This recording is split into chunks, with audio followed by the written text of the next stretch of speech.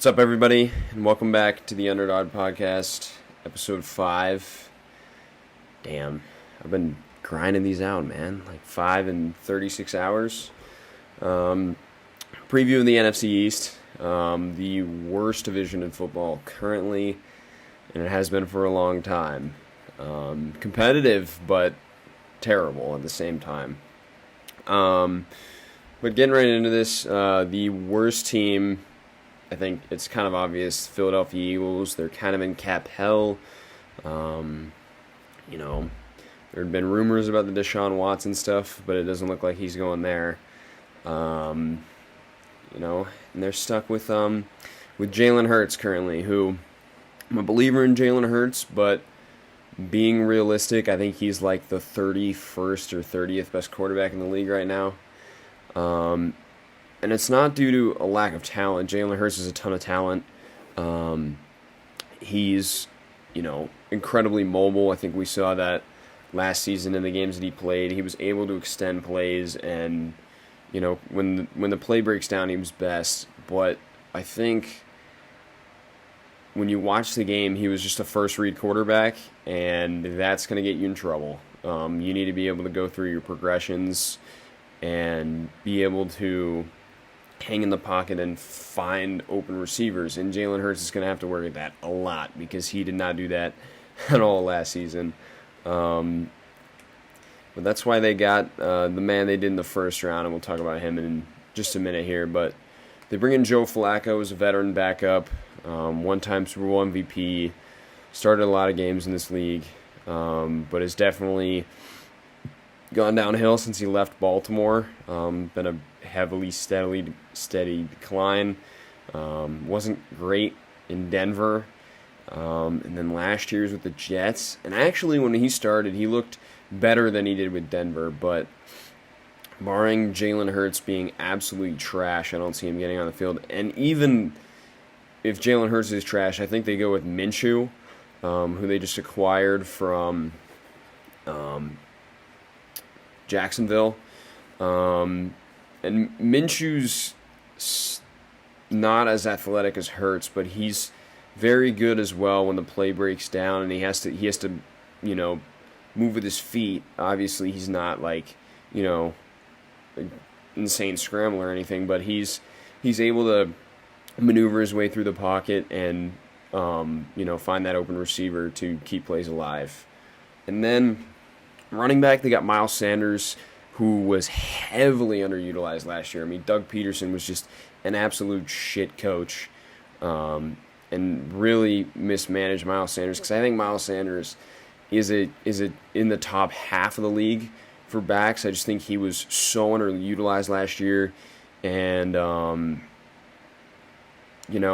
part of it I think is because they didn't want to use him on third downs, because he had some drop issues last year, but I still felt like he was by far and away their best running back last year. And then you got Boston Scott, who's going to be your third down guy. He's, the Giant Killer is his nickname, going off last year against the Giants. And Boston Scott, he's like a quicker James White. I think he's got more speed than James White. But I think James White has better hands. But Boston Scott has continued to defy the odds and stay on this team longer than most. So he has definitely overcome the odds. And then you got Kenny Gainwell, Dynasty League players pick him up. He's looked really, really good in preseason.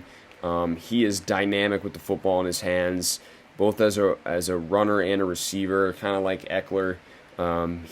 He might be their RB1 soon enough if they don't decide to pay Miles Sanders, or at least be mixed in with him, because he is legitimately a great player already. He's super fun to watch. So look out for KG there. And then a receiver, they go up and they get Devonta Smith.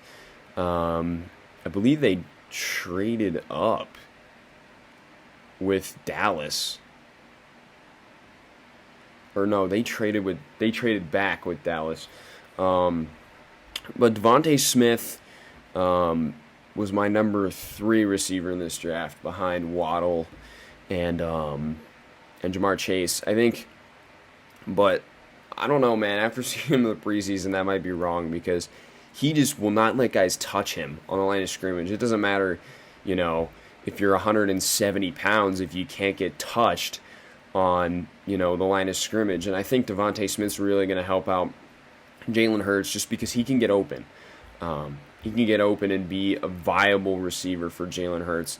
Unlike last year, where a lot of the guys just weren't getting open, I think Devonta Smith can get open.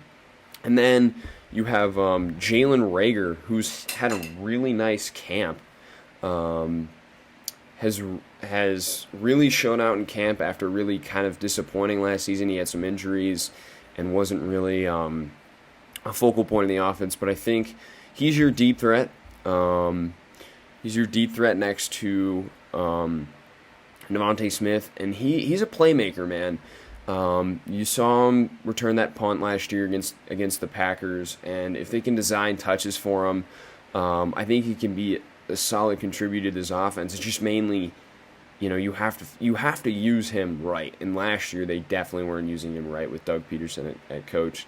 And then you have Quez Watkins, who as well has had a really good camp in preseason. Speedster out of Southern Miss last year. Wasn't really involved in the offense. Only just had 7 catches last season. But I think Quez Watkins is due for a breakout year. He's probably going to be their slot.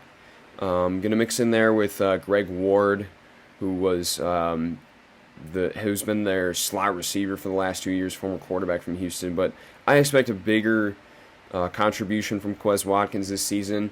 And look out for him in the screen game. You saw him score that touchdown in preseason from Joe Flacco.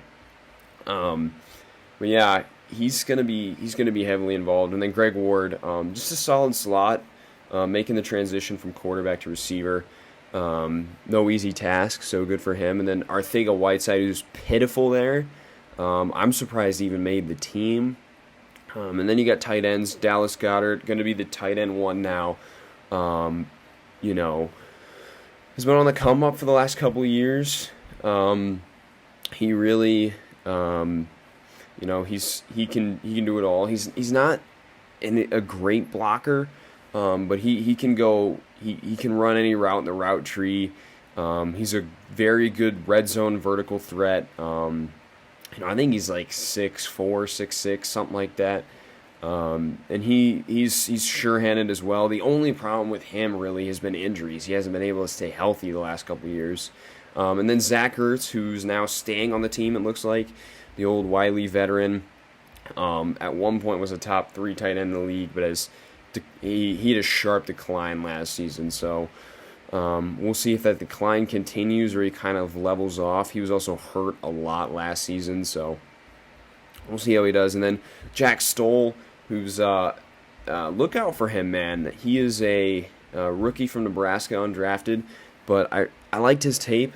So we'll see how he does and how many opportunities he gets. And then this offensive line that has been kind of decimated by injuries last season. You have Jordan Mailata, who is Australian, came over, never really played football before, held his own last year and was actually probably the most consistent offensive lineman last year, and is able to beat out Andre Dillard, the former first-round pick from Washington State, who has had injury issues in the past, can be able to stay on the offensive line. And then Isaac Seumalo, who struggled last season, and I believe he was hurt a lot. And his spot may be taken by Landon Dickerson at some point this season. We'll just have to see. And then they have Jason Kelsey, the old veteran. Kelsey's, he's defied the odds since he's came into the league. He's a smaller center, but he's one of the more agile, quick centers. I mean, he's really a difference maker in the run game, with their ability to use him as a puller. But he definitely did not have a great season last year, so we'll see if he can bounce back. And then Brandon Brooks is coming off that torn Achilles that he suffered last year. So we'll see what kind of shape, what kind of form he's in this season. And then Lane Johnson, who was the best right tackle probably 2 years ago, but just hasn't been able to stay healthy. It's a big thing for this offensive line. It's going to be health. If they can stay healthy, the Eagles are going to win more games than people think they are because this offensive line is great. And then for backups, you took Landon Dickerson in the second round out of Alabama. He's coming off that torn ACL, so we'll see when he'll be ready. I mentioned Andre Dillard, and they also have Nate Erbig, who's he's been decent in his third season undrafted at Stanford. He's been a decent guard center for them, so you also have him. And then looking at this defense, starting with their D-line, which is probably their best asset. They got so much depth here, starting off with former first-round pick Derek Barnett, who's might be the weakest in this department. I mean, he's been inconsistent. You've seen seasons where he's looked really good, looked like, potential for next season to be a breakout, and then you have seasons like last season where he was almost a non-factor. Coming in with just 5.5 sacks. He has nice stuff. I actually really like his moves. Sometimes it doesn't translate, man. And then Brandon Graham, the veteran on the other side, has just been doing it forever. Great in both the pass and the run game. Had that strip sack on Brady in the Super Bowl. He's a playmaker, man. And then they bring in Ryan Kerrigan from the football team. Again, veteran, really in his prime, was so underrated. Ryan Kerrigan was a 12 to 14 sack guy every season of his career. He's just going to be a pass rush specialist at this point, as he's 33. And then you have Josh Sweat, who I think is primed for a breakout season, the former fourth-round pick out of Florida State. I really like his stuff, and I don't think they're going to re-sign Barnett, so I think you're going to see more opportunities for Josh Sweat. They also have Teron Jackson. And then in the middle, they got Fletcher Cox, the big veteran, been doing it for forever. One of the best interior pass rushers in the league, right there with Chris Jones. He has taken a step back due to age, but he is one of the best interior pass rushers in all of football. And then you got Javon Hargrave next to him, who kind of, I want to say he battled injury and he just wasn't really, in his peak shape last season. And he also, he also, I think, battled injuries. So I think once he gets acquainted with the defense and back on track, it'll be good. And then they drafted Milton Williams, and they also have Hassan Ridgeway, and they, I believe, drafted Marlon Tuipulotu. So they have nice depth there as well. And then their linebackers are poor. Alex Singleton might be the best one here. He showed a lot last season. Showed out with their lack of depth there at linebacker, and really looked like their best linebacker on the field last season. Has nice cover instincts and is a good run defender. He's not as rangy as like Eric Wilson, but he is probably their second best linebacker on their team. And then you have Eric Wilson, who's a nice player coming over from Minnesota, was mainly a special teamer, then last year kind of broke out. He has nice range in his cover skills, but he is not a great run defender, which is why you have TJ Edwards behind him, who's that thumping, run defending linebacker, and that's about all he's good for. So you have a nice mix there between Wilson and Edwards. And then you have Jannard Avery, who really wasn't an impact at all last season except on special teams. So we'll see how he does. They have Patrick Johnson as well, who was a 7th-round pick this season, who might see some time, if Jannard Avery struggles. And then they also have Davion Taylor, who they took in the 3rd round of last year's draft, who I liked and has, a decent, is versatile, more versatile than Jannard Avery in his cover skills. So we'll see if he gets on the field. And then looking at this secondary, which has struggled the last couple of years, they got Darius Slay, who didn't really live up to the billing. Last season, he kind of struggled. And, back when he was in Detroit, he was a legit, lockdown threat. And last season, against their 4 big matchups, I think he was 1 for 4 in ones he won. And then you got Steven Nelson veteran coming over from Pittsburgh. It was a smart signing. It was late. He was cheap. And they really needed another outside corner to help the secondary. And then they have Avonte Maddox, who's going to be in the slot. Speedy, quick corner, just has struggled with consistency, I think. Philadelphia, they really try and mix their scheme up, and it really doesn't help their players because their players really just get confused when they play. And Avonte Maddox is one of them. I like him. He just needs to get more comfortable with the scheme. And then they brought in Zach McPherson from Texas Tech. Big 12 guy. Used to those vertical passing offenses. He has nice long-range speed, so I think he'll contribute right away as a rookie. And then they brought in Josiah Scott from the Jaguars. He's on IR, though. I liked him coming out of Michigan State. So we'll see if he can contribute later in the season. And then at safety, you have Rodney McLeod, who's a nice veteran there. Great in the run game and probably will play some sub linebacker as well, be your dime linebacker. He's not a great cover guy, though. And he is getting up there in age, and I do really love Kayvon Wallace behind him. Kayvon Wallace can play slot corner, and he's a nice cover guy, and he can also play in the box, and he can play up high. I expect him to take over McLeod's spot in the near future. And then they pick up Anthony Harris on a cheap 1 year, $4 million deal. He had a great season with Minnesota in 2019 and then struggled really in 2020 playing on the franchise tag. I thought it was a smart pickup by Philadelphia, who had a hole at that position. They did have a decent free agency, bringing in cheap veterans with their they were up against the wall in cap, and they with the little money they had, they were able to bring in Eric Wilson, Anthony Harris, and Steven Nelson, guys they really needed. Looking at their schedule, they just have a lot of... they do have some of their tougher games at home, which is kind of nice. So they have a chance to maybe pull off some upsets, but I don't think this team wins more than 5 games. I would say 4 games is probably where they're at. Now I will say if Jalen Hurts, excels, then they could probably win 6 to 7. But I just find that hard to believe with their aging offensive line. I don't want to say lack of weapons, but let's go unproven weapons. I just think that they're gonna struggle a little bit for sure.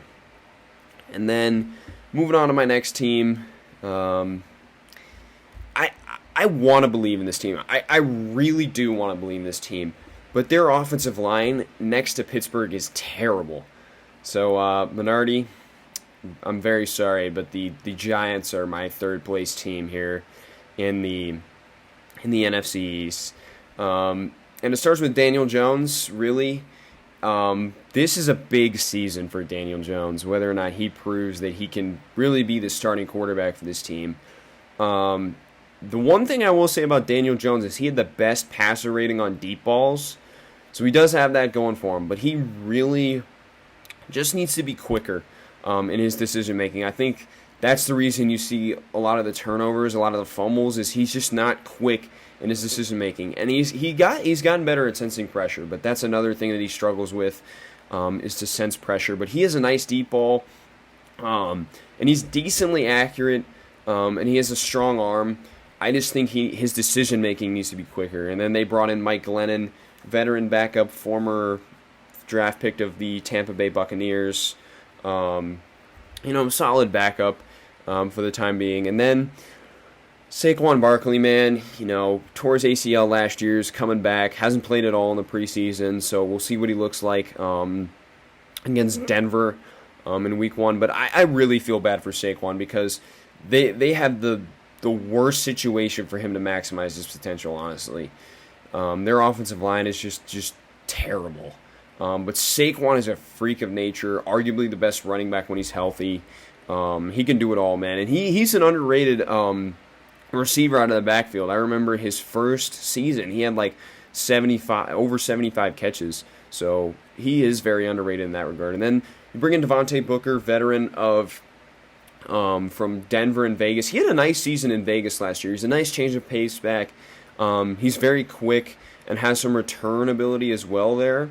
And then they have Gary Brightwell as well. And moving on to the receivers, you bring in Kenny Golladay, which I thought was a smart move. He's a nice jump ball, go-get receiver. I really loved him in Detroit. It's just injuries. He couldn't stay on the field, but he genuinely was... he was so much fun to watch, man. He was like their only bright spot on that terrible Detroit Lions team. Big thing with him is health.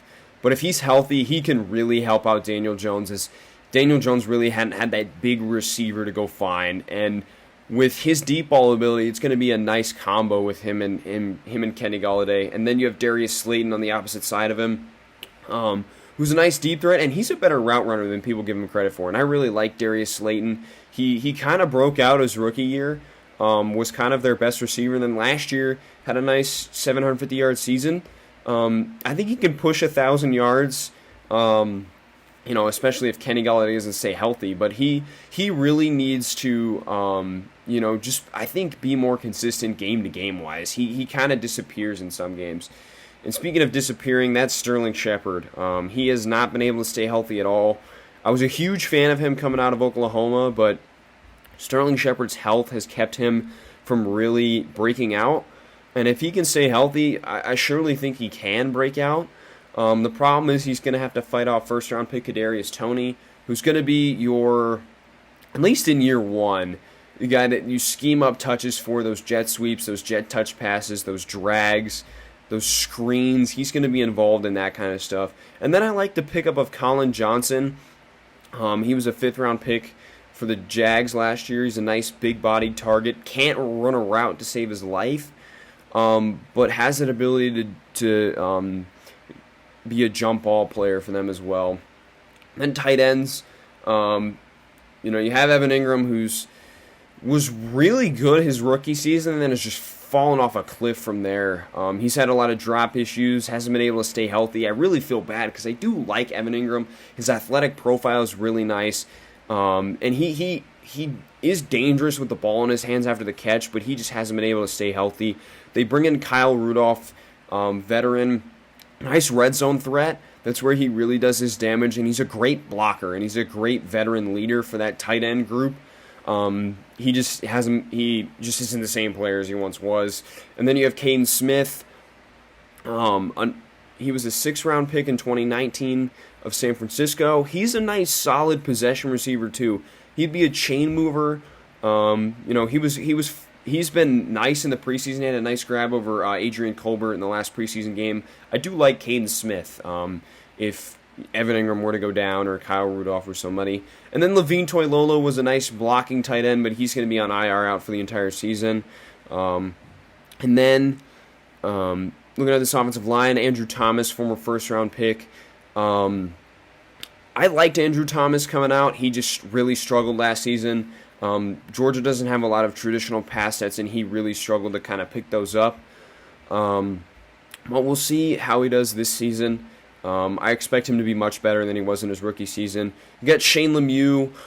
He was a 5th-round pick in that same draft. I liked him at Oregon. He just didn't get on the field last season, so it's going to be his first real set of action. So we'll see how he does. He's definitely a better run blocker. Nice puller. Really gets out there on his pulls and is able to knock dudes on their asses, but he struggles as a pass blocker. So we'll see if he can step up this season, because they're really looking for him to step up. And then Nick Gates is a decent center. Might have been the Giants' best lineman last year, which is very sad.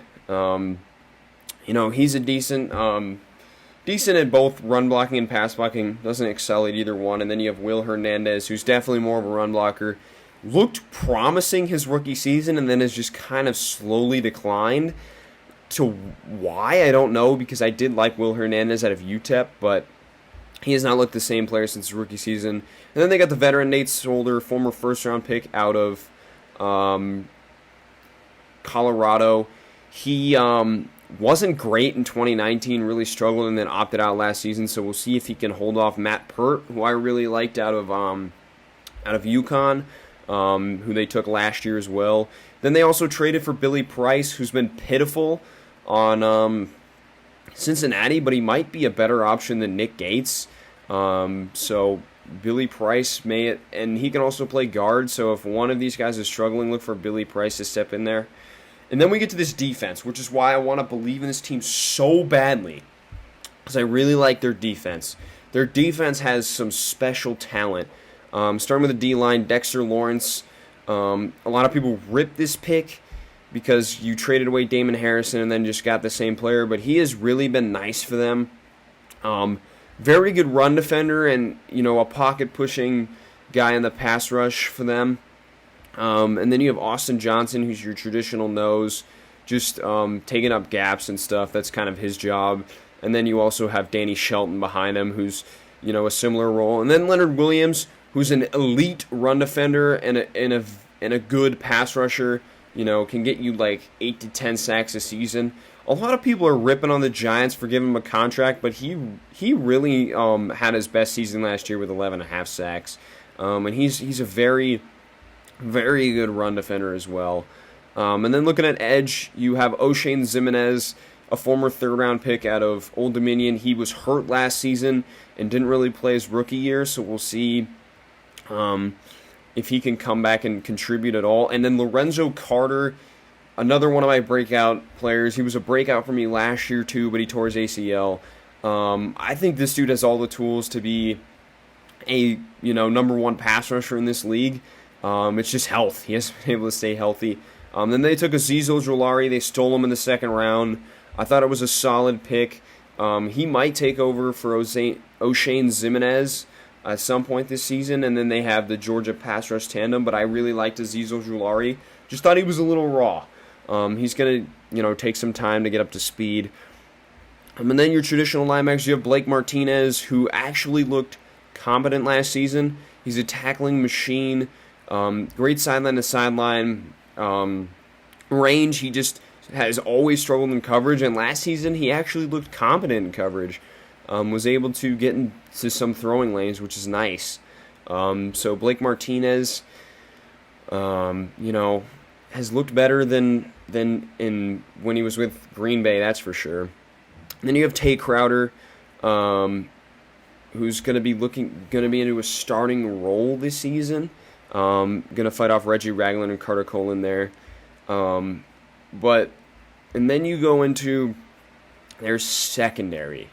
James Bradbury, who they signed from Carolina last season, absolutely balled out last season. It was great to kind of see a small school guy ball out last season. He really, really played well. I was very happy to see that out of James Bradbury. Great man cover corner. He's I lost my train of thought. But he's, he was great last season. Really one of the bright spots on this defense that was really good last season. And they bring in Adoree Jackson from Tennessee, who was a former first-round pick. Really hasn't stayed healthy. I think he tore his ACL last year or something like that. He is speedy and he can play slot or outside. I don't know what he's going to play there for the Giants, but definitely a solid player. He just hasn't been able to stay healthy, and he's incredibly fast, so he can stick with those guys that are going vertical. And you have Darnay Holmes out of Penn State, or UCLA, sorry. I really liked him. He's probably going to step in there and play that nickel for them. So we'll see how he does. He didn't play a ton last season, so he's going to be stepping into a more prominent role. And then they traded for Keon Carson, who's a nice special teamer and going to fight for reps in the slot. And they also have Rodarius Williams, and they actually brought in Josh Jackson as well, former second-round pick from Iowa. And then they also have Sam Beal and Aaron Robinson, who they drafted from UCF. I really liked his tape. Long corner, Remind me of Janoris Jenkins a lot. He's going to fit in this scheme nicely when he's ready to play. And then a guy I really want to talk about is Jabril Peppers, which kind of makes this defense work. They run a 3-3-5, and he's really the reason they can run it, because he's able to come in and play almost like a linebacker and be very productive there. He can do it all, man. Jabril Peppers, he can do the return game. He can play high safety. He can play in the box. He can play slot. He can blitz. Jabril Peppers is a special player, man, that really makes his defense work. And shout out to Patrick Graham for really coming up with his defense. And then you got Logan Ryan, who's similar. He's played outside corner. He's played in the slot. He's playing free safety there now. His cover skills are insane, man, and his ball skills are ridiculous. Logan Ryan's been an underrated player for a long time, and I really, really like him in this scheme. And then you got Julian Love, former Notre Dame player. Julian Love's very versatile, kind of like Logan Ryan, where he can play just about anywhere. He can play in the slot. He can play outside corner. He can play free safety. He can play strong safety. He's not great against the run, but he's a stellar cover player. It's just, there's a lot of guys in front of him, so we'll see the amount of opportunities he gets. And then the first round pick, Xavier McKinney, who I think is eventually going to take over for Logan Ryan. When they go 3 safeties and they put Peppers in the box, he's that other 2-high safety, and he has great range. Just would have loved to have seen him play more last year instead of getting hurt. And then you got Nate Ebner, the special teamer. Looking at their schedule, I think they're like a 6, 7, 8 win team, somewhere in there. It just really depends on in those, big games if they can step up or not. They got it tough, man. Like, you got to go on the road to Kansas City. You got to go on the road to Tampa Bay. You got to go on the road to New Orleans, on the road to the LA Chargers and Chicago. I mean, you got tough road games. So we'll see if they can pull out some of those tougher wins or not. They got a tougher schedule. So, because they were a second-place team last year. But moving on to my third team, and this is because I don't believe in their defense. I don't believe in their defensive coordinator to really get this defense right, and that is the Dallas Cowboys. You start off with Dak Prescott. He was really tearing it up last season. I'm not as high on Dak as some of the other people. I just think that Dak's accuracy is not as good as some of the other quarterbacks. And I think when you need Dak Prescott to win a big game, he hasn't really done that. I think Dak really needs to prove this season that he's, one, worth the contract they gave him, and two, that he is able to win those big games. Because I think, like, you look at last year, he couldn't win the Cleveland game. I know they came back, but they were genuinely getting blown out of the water until they started that comeback. He didn't win that game in Seattle, and he had a chance to win the game in Seattle, and he lost them the game by throwing that end zone pick. So I just think Dak really this season needs to show that he's a true game changer this season. And then they bring in Will Grier from the Panthers, who hasn't really shown much. I liked him out of West Virginia. He just really hasn't gotten an opportunity, and P.J. Walker beat him out there for the backup job, and he hasn't really looked great in the NFL. And they also have Cooper Rush. Those two will probably be fighting for the backup job. And then at running back, you got Zeke, who has declined each year. I think last year part of it was the holdout. He wasn't really, it was COVID season, and I think Zeke just really wasn't motivated to play, and their offensive line was battered with injuries. I think Zeke this year is a new guy. I think we're going to see the old Zeke. He's going to be motivated, and he's going to have probably his best season since his rookie season. I really think Zeke has a chance to turn in a special year this year, and he's an underrated pass catcher for what people give him credit for. And then one of my favorite players that is not a starter, and Tony Pollard. Tony Pollard is a nice change of pace back from Zeke. He has less power than Zeke, but he's quicker. And he hits holes hard, man. And he's a home run threat out there at running back, and he's a nice return man for Dallas. And then you bring in Corey Clement. I have my own hatred for Corey Clement because he didn't actually catch that touchdown in the Super Bowl. But he's a nice veteran running back, can catch the football. And the Cowboys are familiar with him as he played with the Philadelphia Eagles. He wasn't really, I don't remember where he was last season, but good to see that he has a job again because I think he should. He's a solid running back. And then they have Rico Dowdle, who's a nice power back, currently on IR. And then you go to these receivers who are just ridiculous. You got Amari Cooper, just right there with Keenan Allen and Devontae Adams is one of the best route runners in the league. And he's just bigger. He's bigger and super physical. And drops are part of his game, man. I mean, I don't understand why people just dog on Amari Cooper for, having drop issues. Everybody has drop issues. It's just a part of his game. He is like vertical route running. It's just ridiculous. Then you have Cedi Lamb, who's primed for a huge season. And a nice year last year. He played with Andy Dalton, but stayed consistent throughout the season and almost broke that 1,000-yard mark. I think that Cedi Lamb is due for probably a 1,200-yard season. I would presume. Look out for Cedi Lamb, man. He's incredible. He was my wide receiver 2 last year, coming out of the draft. And then they got Michael Gallup, who's he's going to be your matchup guy.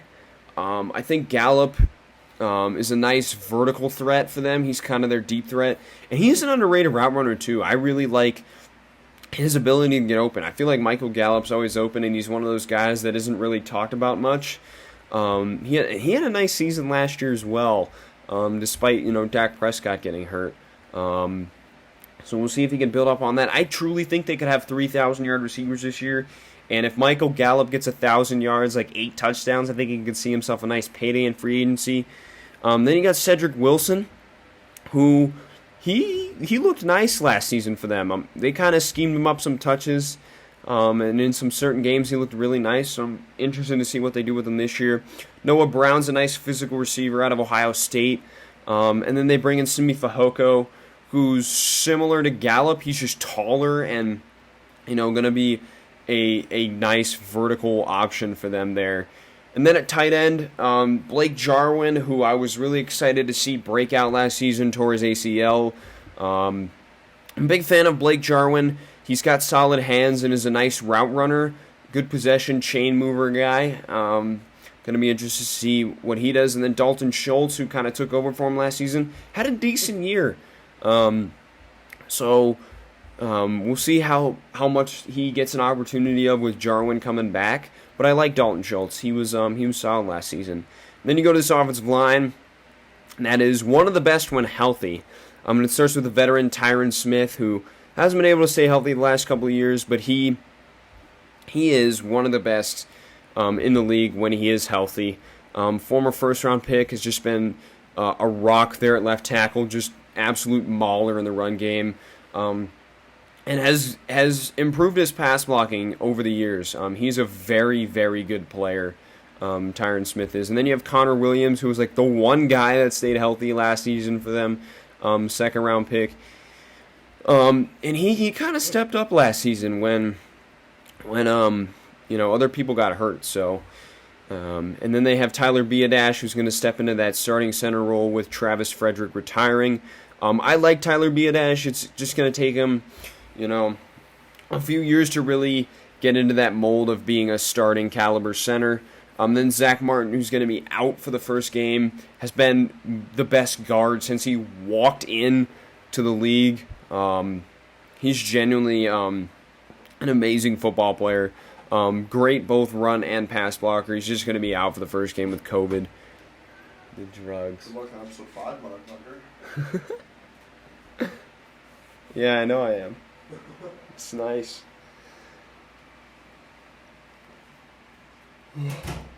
All right.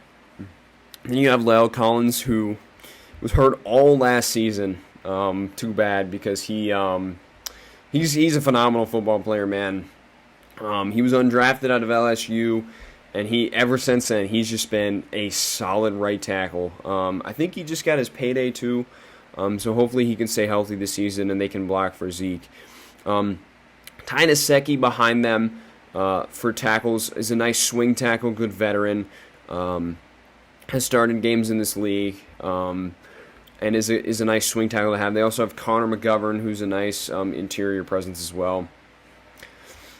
Let me get to this defense. On the inside, you have Oza Odigizua, who they got from UCLA, is a nice, solid run defender, and is very raw as a pass rusher, has upside there, but we'll see if they can unlock that. And then they have Carlos Watkins as well in the interior. Former 4th-round pick from Houston. Don't really know much about him, but I would assume is another run stopper type. They also bring in Brent Urban, veteran run stopper, okay pass rusher, so he might bring some upside to you there. And then Tristan Hill, who's I believe like a former 2nd-round pick out of UCF, has been kind of their has been a nice run stopper for them, but he's going to start on the PUP to start the season. So, and we'll see if he can truly break out. Last season he was battling with injuries. He hasn't been able to stay healthy. And then Neville Gallimore, who I really liked out of Oklahoma, is going to start the season on IR as well. Then we go to this edge group. Randy Gregory, he's kind of been known for hitting the joint. Is a nice speed rusher. He just hasn't been able to really kind of live up to his potential. He doesn't have anything for power moves. He's just kind of a straight speed rusher off the edge.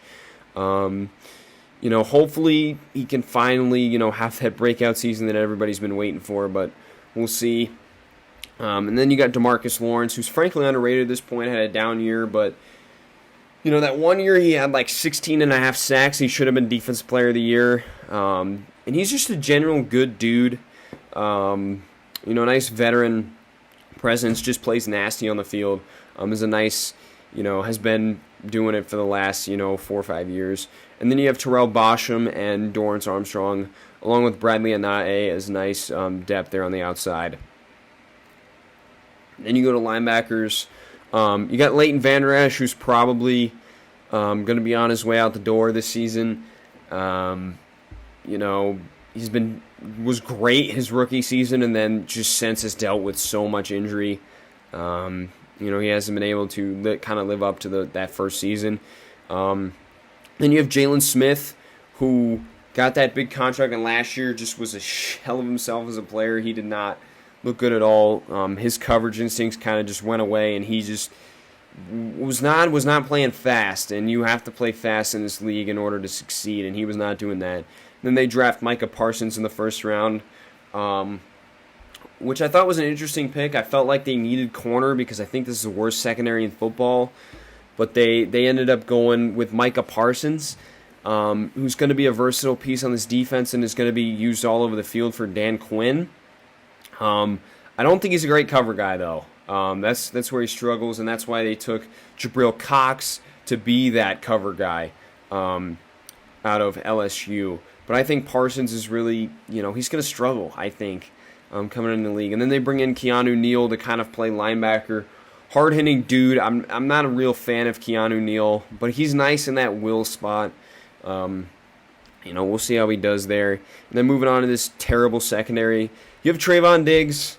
Coming out of Alabama, I liked his tape, but him as a number 1 corner, he's going to struggle. He had some nice plays last year, had a nice game against Philadelphia. I just think he's not ready to be a number 1 corner yet. As a number 2, he's fine, but him and Anthony Brown out there as your starting corners is going to be rough.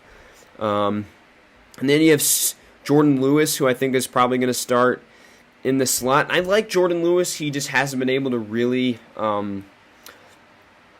separate himself from some of those other guys, so hopefully he can this year. And then they have C.J. Goodwin, Nashawn Wright, Maurice Kennedy, and then Kelvin Joseph, who they drafted from Kentucky, is going to start the year on IR. When he gets back, he might have a chance to fight for reps there, so look out for him. Then at free safety, they bring over another former Falcon, Damonte Casey, who I think, he's a solid high free safety. Has some nice ball skills as well. I think he led the league in picks in 2019. And then 2020 just kind of took a step back. So we'll see. He's, played in this scheme a lot. He also, I think, got hurt last season. So we'll see if he can, get reacquainted and, become a difference maker for Dallas, because they're going to need him to be. They also bring in Malik Hooker, which I thought was a smart signing. Probably could play the other safety spot if they really need him to. And he's probably got the most upside out of anybody in this defensive back room. And then they also have Donovan Wilson and Jayron Kearse there as well. And then looking at Dallas's schedule, they have the easiest schedule of all of them. I think they're probably going to end up like an 8 to 9 win team. But this defense is really going to hold them back. And out the gate, they got at Tampa, at LA Chargers. That's rough. But we'll see how this team fares as the season goes on. And then my first place team is going to be the Washington football team.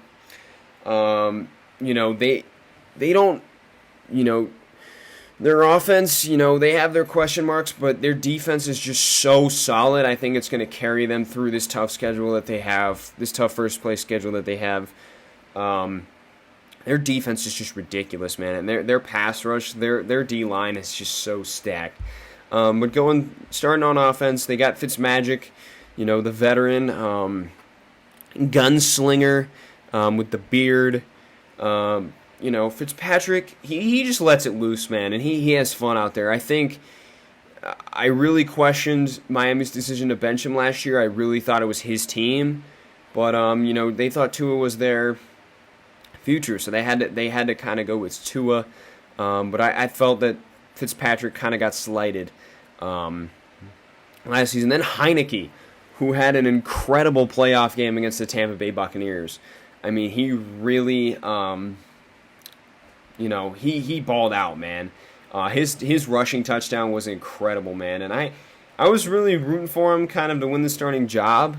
But I felt like Fitzmagic was going to win it all along. But Heineke's a decent backup for Washington. If anything were to happen to Fitzmagic, or Fitzmagic, started, having 3 stinkers in a row like he has in the past. So he's solid there. And then they also have Kyle Allen, who also played for Ron Rivera in Carolina. And then at running back, you got Antonio Gibson, who is kind of like a little Christian McCaffrey.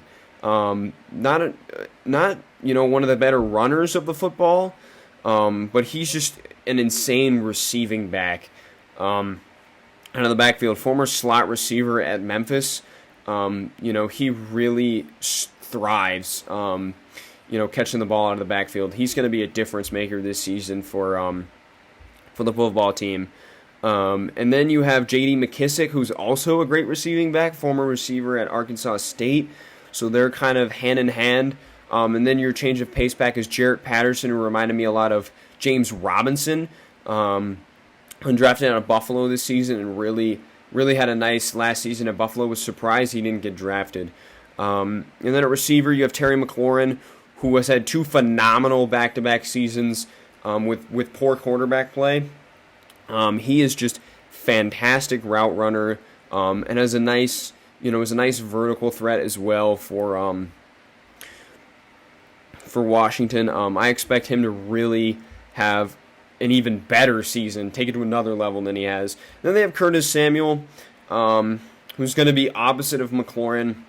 Had a nice, has kind of had an up and down, time in Carolina. I thought he had a nice season last year, but, hasn't practiced much the last couple days and had COVID, so we'll see I think he's going to have a rough start, but I think he's going to fit nicely into this offense as kind of their mismatch. And then Adam Humphries, your veteran, going to be their starting slot to start the season. Adam Humphries was nice in Tampa Bay, and then in Tennessee had that scary concussion. But he's a veteran, played a lot, so he's going to be a nice, solid chain mover for Fitzpatrick. And then you have Dyami Brown, who's going to be so fun to watch as that pure deep threat with Fitzpatrick just launching bombs to him. I liked him out of North Carolina. And then you have Cam Sims, your big-bodied possession guy. And then you also have Dax Milne and DeAndre Carter there as well. Then at tight end, you have Logan Thomas, former quarterback from Virginia Tech. It was nice to see him just kind of, low-key be one of the best tight ends in football last year. Nice comeback story from a guy who, he couldn't cut it out as a quarterback and then switched to tight end and has really found his place in the NFL, which is nice to see. And then they also bring in Ricky Seals-Jones, and they have John Bates and Sammy Reyes as well. And this offensive line, who I think is very underrated. They really stepped up last year and played really well. They bring in Charles Leno, who was cut by the Bears, veteran starter in this league. I don't think he's an elite starter, but I definitely think he's above average. He's a nice run blocker, and he's an okay pass blocker. I think that's kind of his weakness. And then at left guard, going to be a battle between Schweitzer and Eric Flowers, who are both veterans. Probably going to be the weaker starters on this offensive line, but I think they have Schweitzer has a nice chemistry with the offensive line, and so does Flowers. I think they can come in there and at least be decent starters. And then Chase Roulier, one of the most underrated centers in my opinion. Coming out of Wyoming, sixth round pick, earned a new contract with Washington, was really nice last season for the football team, and is a great run blocker. Next to Brandon Scherf, who's one of the more underrated guards in football. I believe he's playing on the franchise tag again this season, trying to earn that big payday. I don't know why Washington hasn't paid him, because he's their best offensive line by far. Great run blocker and pass blocker. Overall, one of the better offensive linemen in this league. And then Sam Cosmi, who I thought should have been a first-round pick, was a nice steal for the football team at the back end of the second round. I think is going to go in there and be a nice starter for them day one. And then they have Cornelius Lucas and Sadiq Charles as some nice depth there for the football team. Then we get to this defense. Oh my God, this defensive line is ridiculous. So in the interior, you have Jonathan Allen, who is low-key ascending at defensive tackle. He is just super technical, a better pass rusher than he is a run stopper, but he is still very good against the run.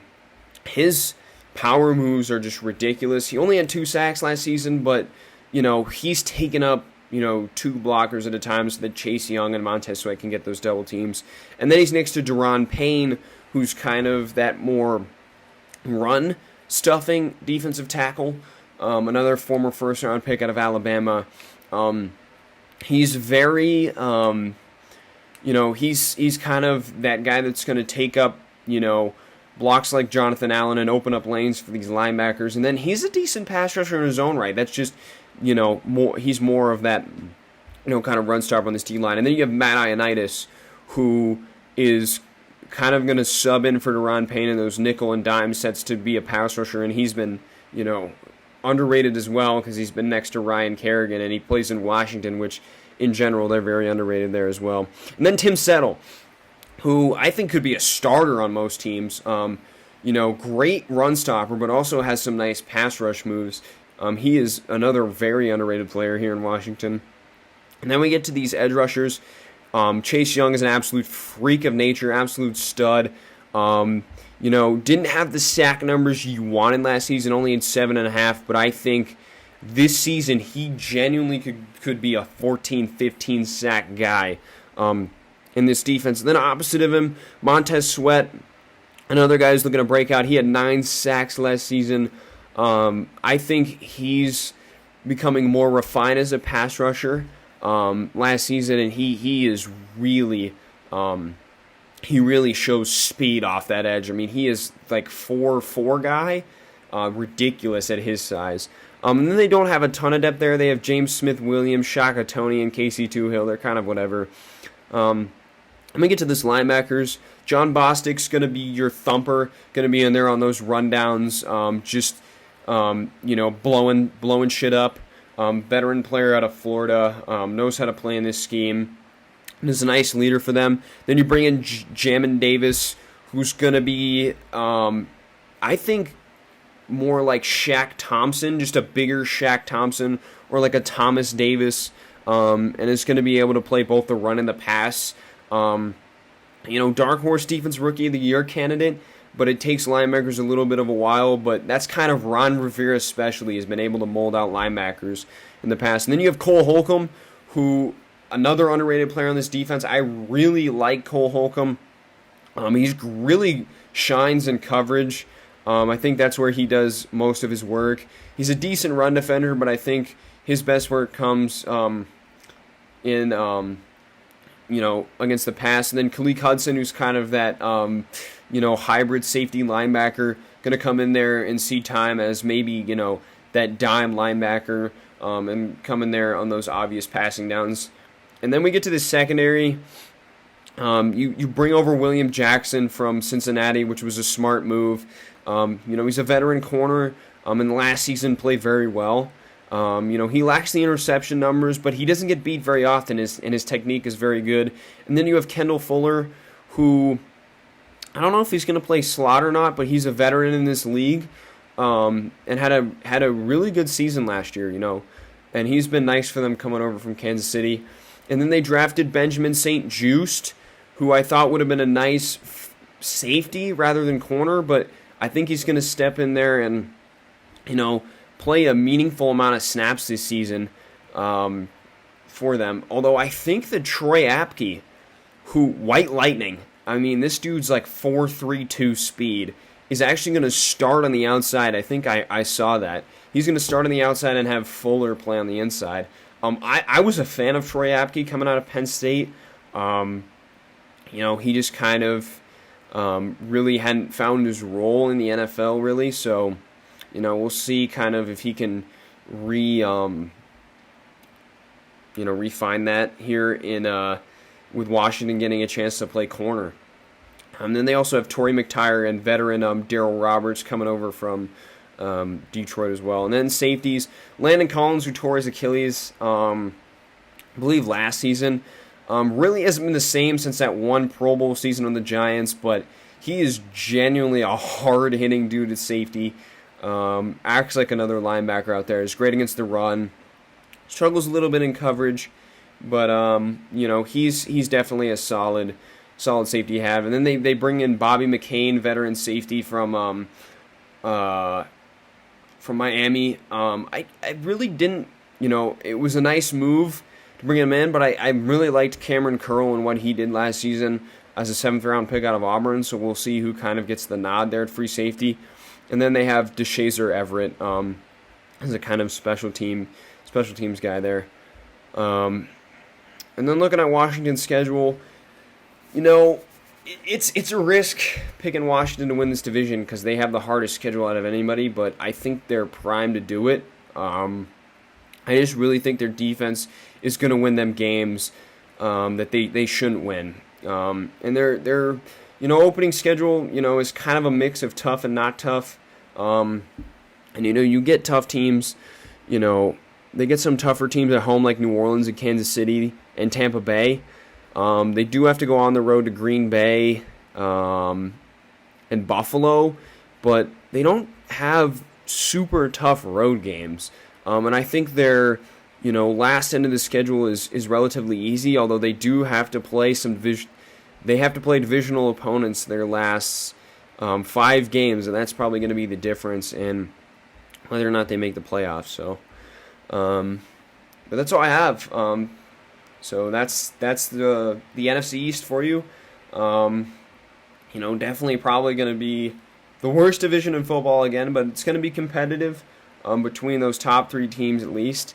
So I think, Washington's going to win, but it for sure could be Dallas or the Giants. We'll see. It's going to be interesting division to follow.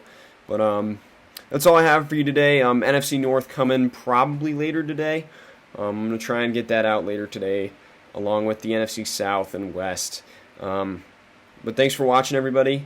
And I'll see you next time on the Underdog Podcast. Peace.